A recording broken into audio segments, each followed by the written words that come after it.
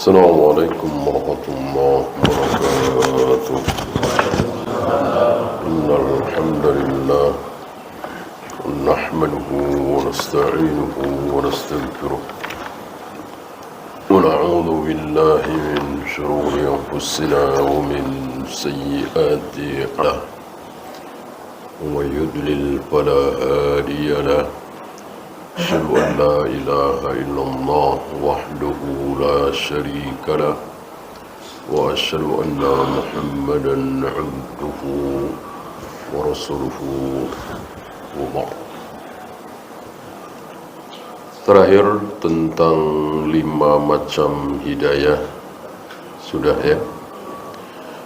Ada hidayatul taufiq, ada hidayatul bayan, ada hidayatul khas, ada hidayatul umum, ada hidayah ilal jannah. Ada satu lagi yang terakhir, yang kelima tadi belum ada di dunia ini, karena merupakan petunjuk langsung dari Allah kepada orang-orang yang beriman dan beramal saleh, sehingga mereka berjalan dan sampai surga. Tidak ada satupun yang berpengalaman masuk surga. Berarti kan tidak tahu jalannya mana. Kalau di dunia kan ada rambu-rambu, ya kan? Lurus kemana, belok kanan kemana, belok kiri kemana. Nah, di sana tidak ada. Bagaimana seorang muslim, seorang mukmin yang tidak tahu apa-apa tiba-tiba bisa masuk surga? Diberi hidayah oleh Allah, diberi petunjuk oleh Allah sehingga menempuh jalan yang menuju surga. Sementara orang-orang kufar menempuh jalan yang akhirnya masuk neraka. Ya, kita lanjutkan. Alladzina yu'minuna bil ghaib, yaitu orang-orang yang beriman bil ghaib. Bil ghaib ada dua pengertian di sini. Yang pertama objek, maf'ul bi. Yang kedua hal. Pengertian pertama maf'ul bi, yaitu mereka percaya dengan hal-hal yang gaib. Apa yang gaib itu? Siksa kubur, surga, neraka, sirat, mizan, haud, malaikat, jin, setan. Ya, meyakini bahwa itu semua ada. Nah, yang paling gaib di antara semuanya adalah apa? Allah Rabbul Alamin. Ini yang paling gaib. Malaikat bagi kita gaib, setan, jin, alam kubur, bahkan sakaratul maut. Tidak ada dari kita yang pernah mengalami sakaratul maut, ya kan? Sirat, mizan, haud, semuanya gaib. Yang paling gaib adalah Allah. Ketika akal kita tidak sanggup mencerna tentang azab kubur, tentang sakitnya sakaratul maut, tentu kita tidak ragu dengan sabda Nabi alaihi salatu wassalam, sakitnya sakaratul maut. Ada dari kita yang merasakannya, menyaksikannya, melihatnya, merabanya? Tidak ada. Ada orang kafir, ahli maksiat, ada di samping kita, dia mati sakaratul maut, kita nunggu sampai mati. Terlihat dia tersiksa? Tidak. Biasa aja matinya. Kenapa? Karena sakaratul maut itu gaib. Hal yang gaib hanya bisa kita percayai lewat dalil. Tidak bisa dengan akal, logika, pikiran. Gitu ya. Begitu pula azab kubur. Kita yakin betul bahwa siapapun akan diazab kecuali yang bisa menjawab 3 pertanyaan. Bahkan yang bisa menjawab 3 pertanyaan bisa juga diazab. Apalagi yang tidak bisa menjawab 3 pertanyaan. Kita yakin betul. Nah, sementara yang tidak bisa menjawab 3 pertanyaan adalah siapa? Adalah yang tidak beriman, yang syirik. Walaupun dia ngaku muslim, KTP-nya Islam, sering sholat di masjid, tapi dia syirik. Meyakini bahwa orang-orang mati itu kalau dia wali bisa menolong kita dari dalam kuburnya misalnya. Nah, dia syirik. Mungkinkah orang seperti ini bisa menjawab 3 pertanyaan mungkar nakir? Tidak mungkin. Tidak mungkin. Hanya orang-orang yang bertauhid yang bisa menjawab pertanyaan man rabbuka wa man nabiyuka wa madinuka. Hanya orang-orang yang bertauhid. Jangan bilang hanya orang muslim. Kalau muslimnya tidak bertauhid, ya nggak bisa jawab. Adakah non-muslim kafir yang bertauhid? Tentu tidak ada. Mana ada orang Buddha, Hindu, Konghucu, Yahudi, Nasrani bertauhid? Ya. Nah, maka disimpulkan yang bisa menjawab 3 pertanyaan itu adalah kaum muslimin yang bertauhid. Nah, ada tetangga kita, saudara kita misalnya, jelas dia kafir, Hindu misalnya, Buddha misalnya, Nasoro misalnya. Mati. Nah, setelah dikubur, karena satu dan lain hal harus dibongkar lagi, di otopsi atau apa ya, ada kasus sehari atau 2 hari masih utuh jasadnya. Ini bukan 1-2, masih utuh, nggak ada tanda-tanda disiksa. Ya, apa kita jadi ragu dengan sabda Nabi alaihi salatu wassalam bahwa orang kafir pasti disiksa di alam barzah? Tentu kita tidak ragu, karena kita percaya dengan hal yang gaib. Meyakini, mengimani hal yang gaib tidak perlu pakai bukti. Apakah kita akan percaya ketika kita membongkar kubur seorang kafir, baru 3 jam, baru 5 jam dibuka sudah hancur badannya, bekas siksaan, baru kita percaya? Tentu tidak. Tanpa itu kita percaya. Percaya, beriman tidak perlu bukti. Anda masih ingat siapa yang beriman, percaya, nunggu bukti dulu? Siapa? Yahudi. Kalau Yahudi ya, Yahudi beriman. Setelah apa? Setelah turun makanan manna salwa, tanpa kerja, tanpa usaha, tiap pagi ada. Satu dari atas, satu dari bawah.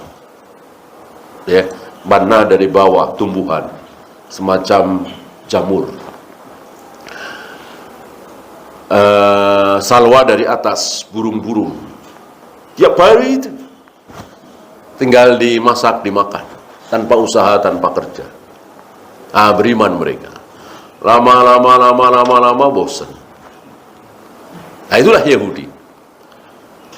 Pengen yang lainnya, yang ada adasnya, yang ada bawangnya, yang ininya, cabenya, segala macam. Ya, lalu turun mukjizat lagi, beriman, lupa, kufur lagi, turun mukjizat lagi. Nah, itulah Yahudi. Beda dengan para sahabat. Apakah para sahabat beriman pada Nabi setelah Nabi berhasil membelah bulan, baru mereka beriman? Tidak. Setelah Nabi mengeluarkan air dari sela-sela jarinya, lalu para sahabat baru beriman? Tidak. Setelah Nabi mengatakan ada seorang wanita yang sedang berjalan menuju Mekah, dia membawa surat rahasia. Dikejar oleh beberapa sahabat termasuk Ali bin Abi Thalib. Dan betul, ini luar biasa ya, mukjizat Nabi diberitahu oleh Allah tentunya. Dengan ini lalu para sahabat baru beriman? Tidak, sebelum itu sudah beriman. Ya. Maka kita disuruh mengikuti para sahabat, jangan mengikuti Yahudi. Melihat tanda-tanda mukjizat baru beriman. Seperti sebagian saudara-saudara kita.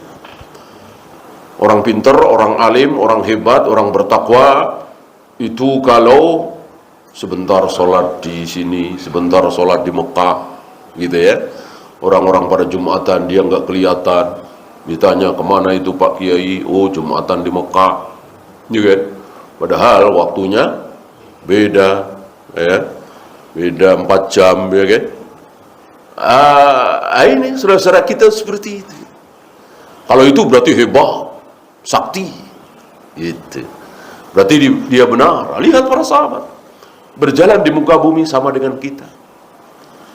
Nggak makan lapar, nggak minum haus. Melihat wanita cantik ya tertarik. Ingat antum bagaimana Nabi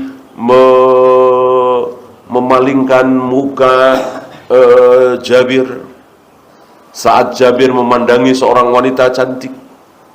Nah, para sahabat berjalan di muka bumi sama dengan kita manusia. Hanya mereka beriman. Tidak ada satupun dari mereka yang syirik, tidak ada satupun dari mereka yang berbuat bid'ah, dan tidak ada satupun dari mereka yang meninggalkan kewajiban. Tidak ada satupun dari mereka yang tidak sholat, tidak puasa, tidak zakat. Ya. Adapun di antara mereka berzina, ada? Ada. Ma'is, ya. Minum khamr, ada? Ada. Ya. Yang tidak ada pada diri sahabat 3 tadi. Syirik, bid'ah, dan tidak melaksanakan kewajiban. Tidak ada. Karena dosa tidak salat jauh lebih besar daripada zina, khamr, judi, memperkosa, membunuh, korupsi. Ini dosa-dosa besar yang sangat disukai oleh iblis. Tapi iblis lebih suka apa? Orang yang tidak salat. Tidak ada tandingannya dosa ini. Dosa terbesar setelah syirik tentunya. Ya. Nah, ketika kita mengimani sakaratul maut, siksa kubur, sirat, haud, surga, neraka, nggak bisa pakai akal. Apalagi mengimani tentang diri Allah. Yang paling gaib ini nggak bisa pakai akal. Kesalahan saudara-saudara kita berbicara tentang Allah pakai akal. Nggak pakai ayat, nggak pakai hadis. Akal. Kalau ada ayat, ada hadis tidak sesuai dengan akal, tolak. Tolaknya tidak mentah-mentah. Ya. Tolaknya tidak mentah-mentah, nggak berani mereka. Kalau Yahudi berani nolak mentah-mentah. Coret, buang. Di Taurat Injil ya, pendeta pastor berani. Nah, saudara-saudara kita ini nggak berani. Ya. Ar-Rahmanu 'alal 'arsy istawa, coret, buang, nggak berani. Ya. Beraninya di utak-atik, di takwil. Nah, itu beraninya situ. Di tahrif. Apakah Allah itu istawa, bersemayam di atas arsy? Betul, kata mereka. Allah bersemayam betul. Istawa betul. Tapi yang dimaksud istawa di sini adalah istaula. Gitu, dirubah-rubah. Apakah Allah turun ke langit dunia setiap sepertiga malam? Betul, ayatnya jelas, hadisnya jelas. Tapi yang dimaksud di situ yang turun bukan Allah, tapi rahmatnya. Itu di utak-atik, di takwil. Sebab kalau Allah turun ke langit dunia setiap sepertiga malam, nanti begini. Ya, ditolak pakai akal. Padahal kalau berbicara tentang siksa kubur pakai akal nggak masuk akal. Berbicara tentang sakitnya sakaratul maut nggak masuk akal. Orang diem aja, dia tenang-tenang aja, nggak ada tanda-tanda dia sakit. Apakah kita jadi ragu dengan sabda Nabi alaihi salatu wassalam bahwa luar biasa sakitnya orang-orang kafir itu ketika sakaratul maut? Ini ada pendeta, pastor di samping kita, orang kafir, non-muslim, mati, tenang-tenang aja, biasa-biasa aja. Kemudian kita ragu dengan sabda Nabi alaihi salatu wassalam? Tentu kita tidak ragu. Karena itu gaib. Kita hanya tahu, hanya yakin dengan dalil. Apalagi Allah Rabbul Alamin. Gitu ya.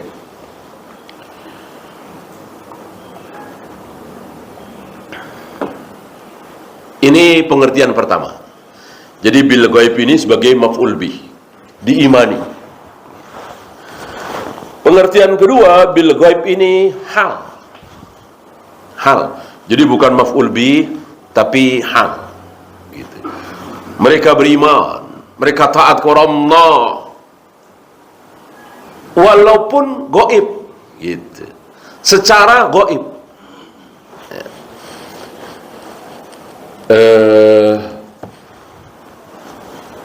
Allah jelas nggak kelihatan, malaikat nggak kelihatan. Nah, Rasulullah pun kita nggak lihat. Gitu. Nggak ada dari kita yang pernah melihat Rasul, bertemu Rasul, apalagi berbicara langsung dengan Rasul. Tapi kok beriman? Nah, nanti akan dibawakan oleh beliau riwayat bagaimana Nabi memuji-muji. Nabi memuji-muji. Ya. Saya bacakan ya. Ya Rasulullah, ini ucapan para sahabat kepada Nabi. Ya Rasulullah, hal min qaumin a'zamu ajran minna. Ya Rasul, adakah satu kaum yang pahalanya lebih besar daripada kami, para sahabat?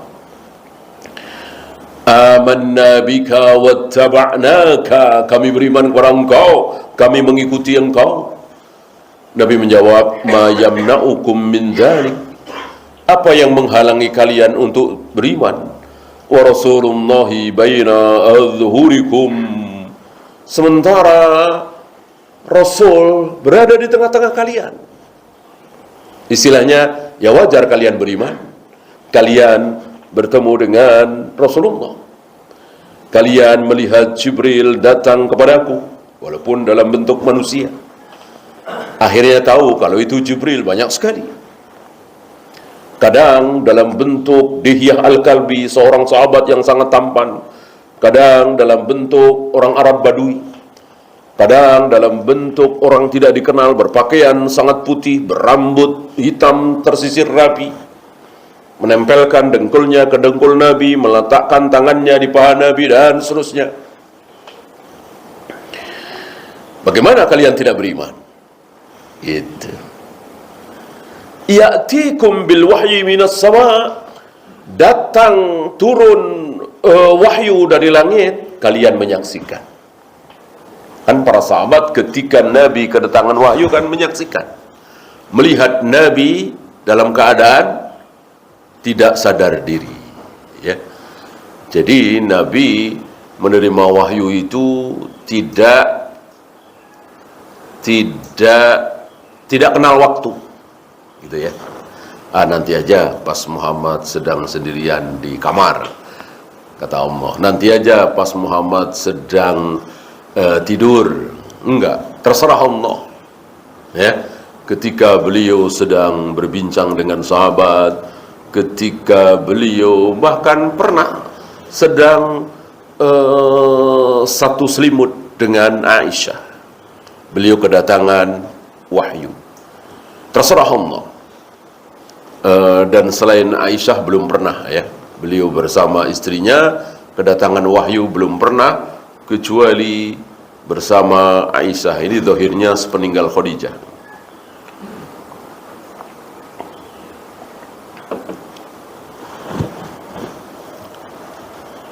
Beliau sedang naik kuda, beliau sedang berada di atas punggung unta, sampai unta itu tiba-tiba turun, sampai perut unta itu menempel di tanah.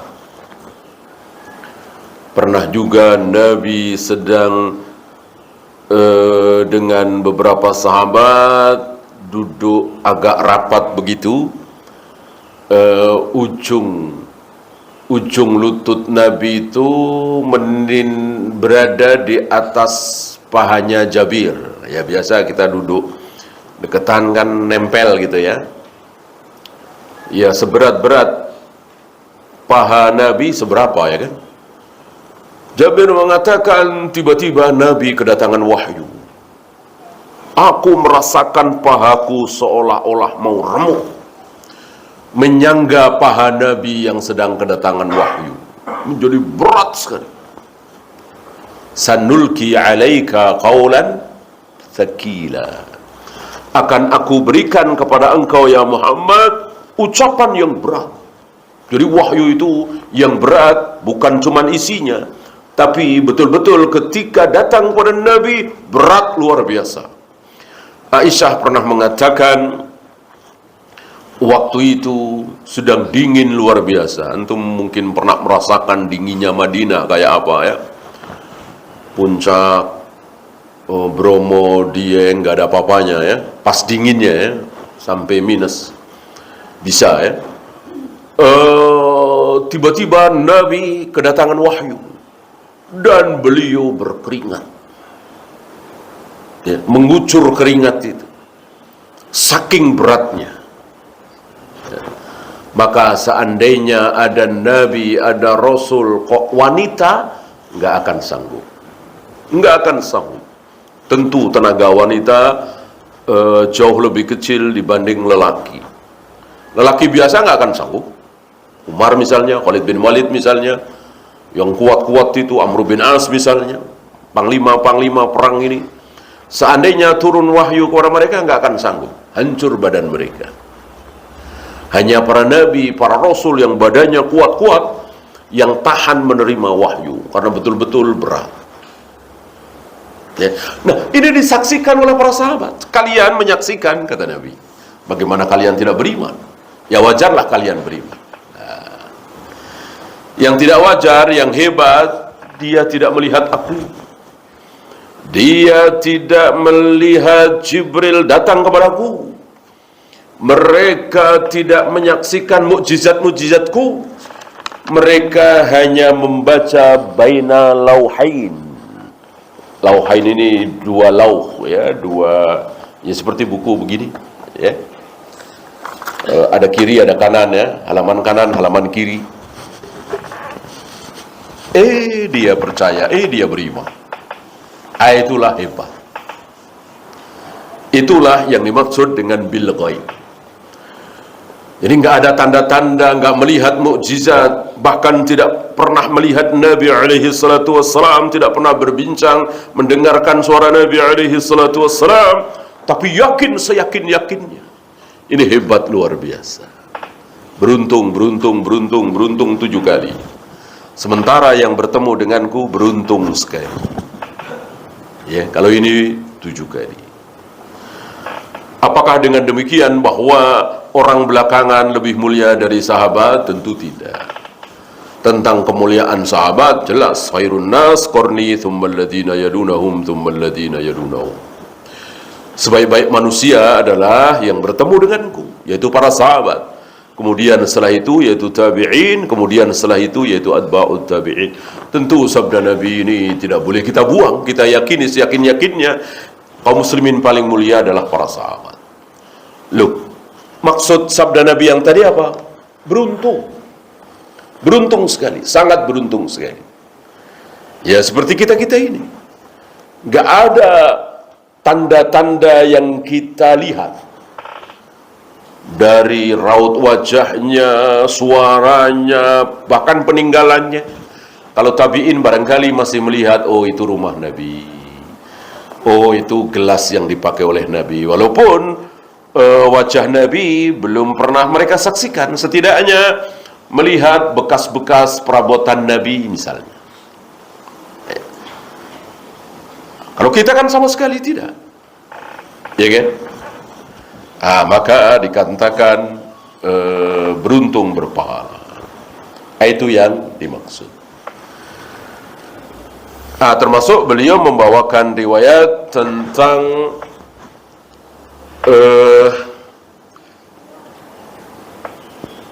sedang sholat menghadap mana? Menghadap ke Syam, Palestina, Baitul Maqdis. Awal diwajibkannya sholat itu menghadap ke Baitul Maqdis. Nabi tidak masalah ketika berada di Mekah, karena ketika berada di Mekah Nabi bisa sholat menghadap ke Baitul Maqdis sekaligus menghadap Ka'bah, nggak masalah, bisa ya. Cari aja posisi di mana Ka'bah di hadapan Nabi sekaligus ke arah Masjidil Aqsa. Mudah kan? Waktu di Makkah. Nah, beda ketika di Madinah. Ketika beliau di Madinah, tidak bisa. Ketika beliau menghadap ke Baitul Maqdis, otomatis membelakangi Mekah, membelakangi Masjidil Haram, membelakangi Ka'bah. Itu udah jelas. Gitu. Kalau mau menghadap ke Masjidil Haram, ya otomatis membelakangi Baitul Maqdis. Di situ beliau gelisah, tidak enak, galau, risau, ya, karena membelakangi Ka'bah. Ya. Dan Allah Maha Tahu. Maka Allah merubah arah kiblat sesuai yang diingini oleh Nabi SAW, yaitu menghadap ke Masjidil Haram, Ka'bah. Dan antum tahu reaksi Yahudi? Antum tahu, pernah dengar kisah ini? Mestinya kan ya cuek aja, urusan masing-masing, ya kan? Marah Yahudi, marah mendengar bahwa kaum muslimin kiblatnya sudah tidak ke Baitul Maqdis tapi ke Ka'bah. Marah, dongkol, tersinggung, nggak suka. Padahal kan urusan masing-masing, agama masing-masing. Nah, ini kita tahu rahasia Yahudi. Yahudi itu senang, bangga, bahagia, girang kalau kaum muslimin ikut-ikutan mereka. Senang sekali. Yahudi nggak mimpi supaya kaum muslimin masuk Yahudi. Oh, itu terlalu mimpi, terlalu hayal. Orang Yahudi sadar. Ya kan? Maka kan kalau masuk Kristen masih kita dengar satu dua, ya. Masuk Yahudi sepertinya kita belum pernah dengar, ya. Ada seorang muslim masuk Yahudi. Kalau Kristen mungkin karena beras, karena beasiswa, karena Indomie, apalah, ya. Kalau para pendeta, para pastor, orang-orang Kristen masuk Islam, bukan karena itu semua. Tapi karena mempelajari betapa Islam, tanda-tanda kebenaran Islam itu luar biasa. Dibandingkan dengan ajaran mereka yang, ya bagaimana ya, Tuhan ada 3. Tuhan punya anak. Dan anaknya disalib. Yang nyalib hambanya. Akidah yang aneh sekali. Keyakinan yang aneh sekali. Sangat aneh sekali. Yahudi tidak bermimpi, tidak berhayal supaya kaum muslimin masuk ke agama Yahudi. Mereka cukup senang, bahagia, girang ketika kaum muslimin berkelakuan sama dengan Yahudi. Mereka senang. Kaum muslimin mabuk-mabukan, senang mereka. Kaum muslimin berzina, senang mereka. Kaum muslimin membuka aurat, senang mereka.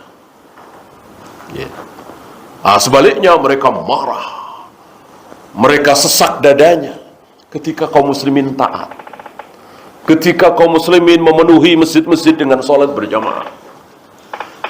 Maka ucapan para imam Yahudi itu gemeter, takut. Ketika apa?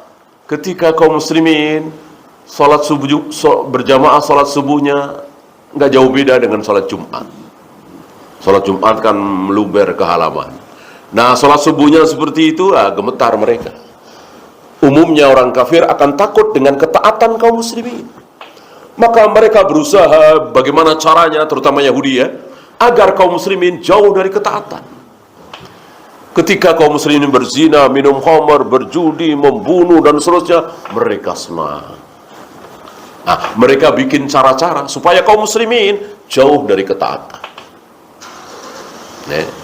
Karena semakin kaum muslimin taat kepada Allah, mereka tahu Yahudi, kaum muslimin akan semakin kuat. Mereka faham. Justru kadang kita yang nggak faham, ya.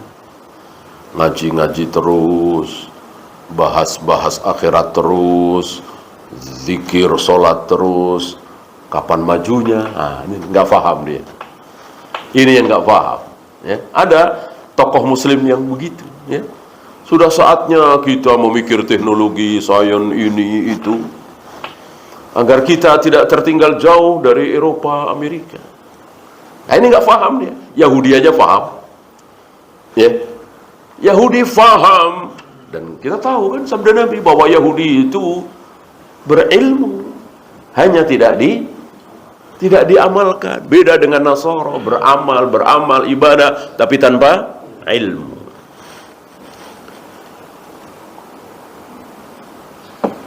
Yahudi tahu karena mereka memang berilmu bahwa ketika kaum muslimin taat, ketika kaum muslimin jauh dari maksiat, ketika kaum muslimin menggigit sunnah Nabi dengan gigi geraham, ketika kaum muslimin bertauhid, ketika kaum muslimin menjalankan perintah-perintah Allah, menjauhi larangan-larangan Allah, maka kaum muslimin akan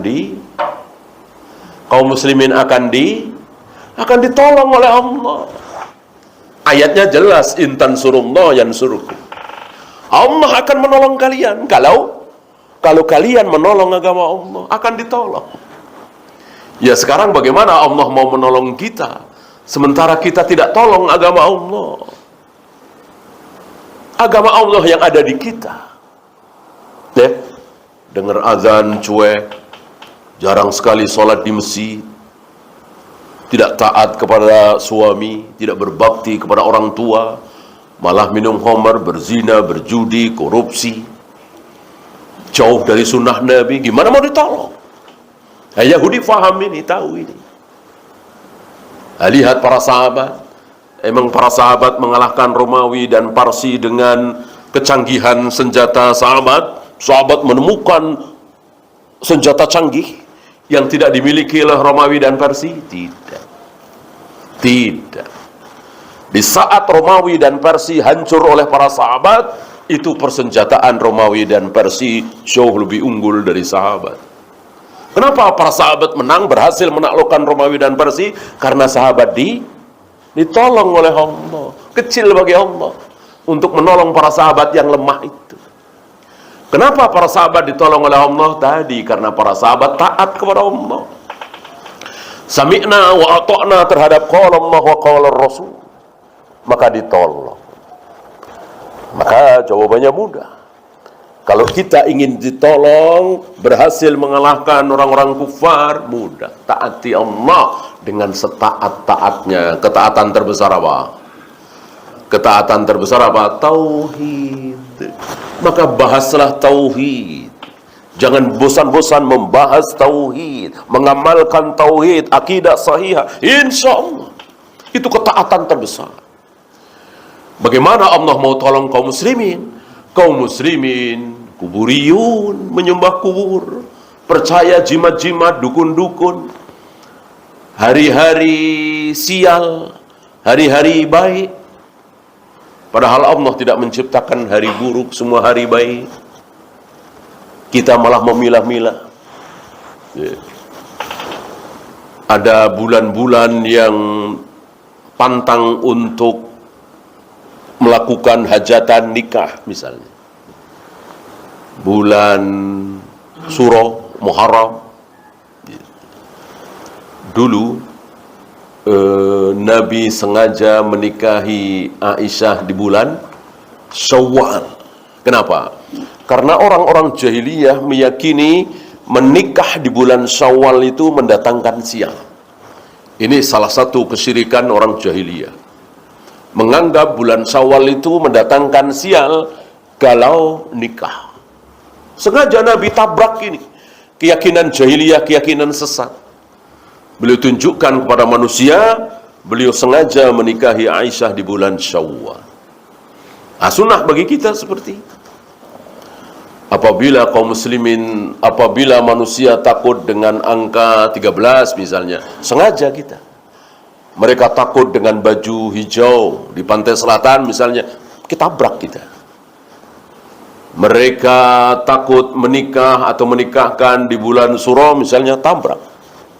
Sunnah Nabi SAW. Karena kita yakin seyakin-yakinnya, nggak ada apa-apanya. Yang bikin celaka kita kan Allah. Masa Allah mau bikin kita celaka melihat kita nikah di bulan apa? Ya, kamar nomor berapa, baju yang dipakai warnanya apa? Tidak ada sifat Allah seperti itu. Kita tahu, kita belajar tauhid ya kan? Ini dia. Kemudian Ini masih semakna, saya bacakan dari Amr bin Shu'aib. Qala Rasulullah sallallahu alaihi wasallam, qala li Rasulillah sallallahu alaihi wasallam, ayyul khalqi a'jabu ilaikum imanan. Menurut kalian, ini Nabi ngetes ya, menurut kalian siapa yang imannya sangat menakjubkan? Dijawab oleh mereka, al-malaikah, para malaikat ya Rasul. Nabi mengatakan, wa ma lahum la yu'minuna wa hum 'inda rabbihim. Bagaimana mereka tidak beriman? Mereka berada di sisi Allah. Para malaikat mendengar suara Allah, para malaikat ada di sisi Allah. Bagaimana mereka tidak beriman? Lalu para sahabat mengkoreksi jawabannya, an-nabiyun. Kalau begitu para nabi ya Rasul, yang imannya menakjubkan. Nabi mengatakan, wa ma lahum la yu'minun wal wahyu yanzilu alaihim. Bagaimana mereka para nabi tidak beriman sementara wahyu turun pada diri mereka?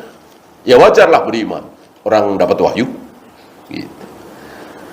Lalu para sahabat mengoreksi jawabannya, fanahnu, kalau begitu kita para sahabat yang menemani engkau, hidup bersama engkau.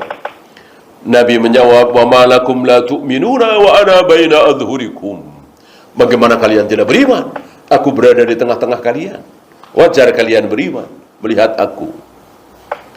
Faqala Rasulullah sallallahu alaihi wasallam, lalu Rasulullah sallallahu alaihi wasallam bersabda, ala inna a'jabal khalqi ilayya imanan, bahwa kaum yang sangat menakjubkan keimanannya adalah la qaumun yakununa min ba'dikum, kaum yang hidup setelah kalian. Kalian pada meninggal 100 tahun kemudian, 200 tahun kemudian, 1000 tahun kemudian, mereka hidup.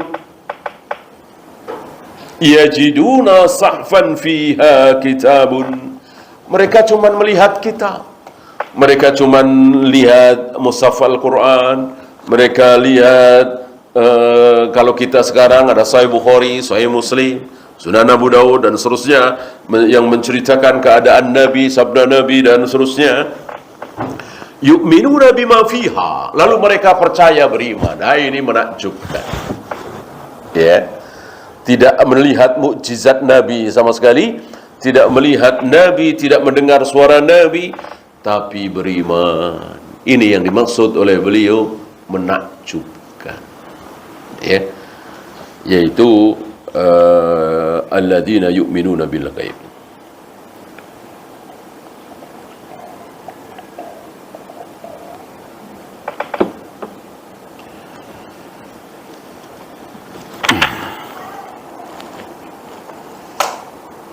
Nah, ini yang kita singgung sedikit, solat menghadap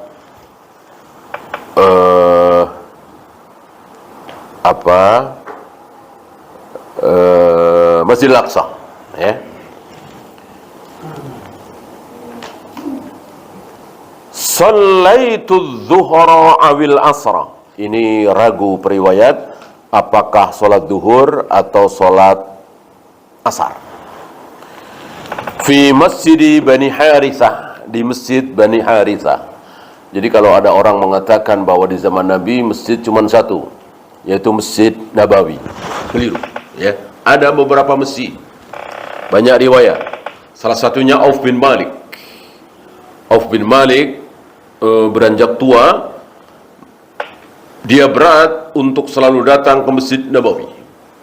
Maka Auf bin Malik bersama kaumnya membuat masjid. Sebelum membuat masjid, Auf mengundang Nabi SAW dengan beberapa sahabat. Sampai di situ Nabi bertanya, mana tempat yang kau kehendaki untuk bangun masjid? Sebelah sini ya Rasul.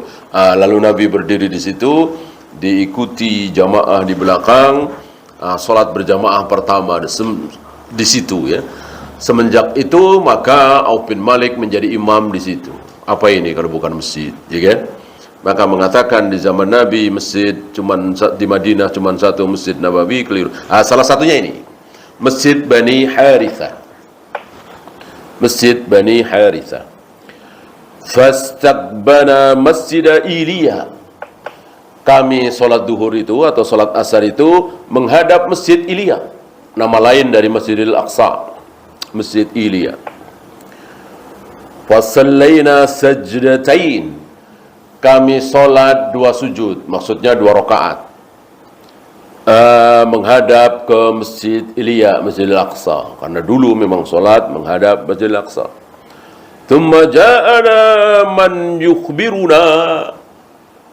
Lalu tiba-tiba datang orang berteriak, anna Rasulullah sallallahu alaihi wasallam qad istaqbala al-Baitul Haram. Bahwa mulai sekarang Nabi salat sudah menghadap ke Masjidil Haram, tidak ke Masjidil Aqsa lagi. Ya. Apa yang terjadi? Nah, padahal ini gaib ya. Artinya kan tidak ketemu Nabi, hanya mendengar berita dan sedang salat lagi. Fatahawwalan nisa makanan rijal, war rijal makanan nisa. Ini ribet ya. Yang perempuan langsung ke tempat yang laki-laki langsung pindah tempat yang perempuan, karena laki-laki kan harus depan, perempuan harus belakang, gitu ya. Sebaik-baik sop laki-laki adalah yang paling depan, seburuk-buruk sop laki-laki adalah yang paling belakang. Sebaik-baik sop perempuan adalah yang paling belakang, seburuk-buruk sop perempuan adalah yang depan. Ya.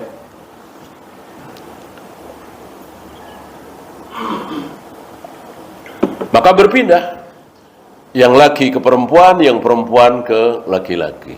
Itu tentu berapa gerakan ini? Nggak mungkin 3 kali gerakan. Maka batillah orang yang mengatakan salat 3 kali gerakan batal, walaupun ada keperluan. Ini menyalahi riwayat ini. Dan sabda Nabi alaihi salatu wassalam, jika engkau sedang salat lalu melihat ada ular, maka bunuhlah. Apa ia membunuh ular 3 kali gerakan? Tak tak tak. Wah, kayak Jackie Chan itu ya. Nah, nggak mungkin ya. Kita pukul-pukul, mungkin 5 gerakan, 7 gerakan. Maka mengatakan bergerak 3 kali dalam solat batal, menyalahi dalil. Ya. Bahkan Nabi menggendong Hasan atau Husain ya, ketika sedang solat. Fasallaina as-sajdataini al-baqiyataini wa nahnu mustaqbiluna al-Baitul Haram. Kemudian rakaat yang 2 lagi, berarti rakaat ketiga dan keempat, kami menghadap ke Baitul Haram, membelakangi Masjidil Aqsa. Ya. Mendengar ini ya. Jadi sedang sholat, datang pembawa kabar, mulai sekarang Rasulullah sholatnya menghadap Baitul Haram, langsung menghadap ke Baitul Haram. Mungkin tidak seperti kita ya. Kalau kita yang seperti itu, nah udah terakhirlah tanggung ya. Udah kelarkan dulu lah sholat ya. Lagi sholat juga antara ada sholat lagi. Itu kita mungkin begitu ya. Sahabat tidak. Sahabat ingin cepat-cepat taat kepada Allah dan Rasulnya. Disuruh menghadap Masjidil Haram, ya menghadap Masjidil Haram, walaupun sedang sholat. Inilah para sahabat. Nah, mendengar kisah ini, Nabi bersabda, Nabi berkomentar, ulaika qaumun amanu bil ghaib. Itulah kaum yang beriman dengan hal yang gaib. Ya. Wallahu a'lam. Ya, untuk wa yuqimunas salata wa mimma razaqnahum yunfikun, insyaallah kita bahas kesempatan berikutnya. Ada pertanyaan, silakan.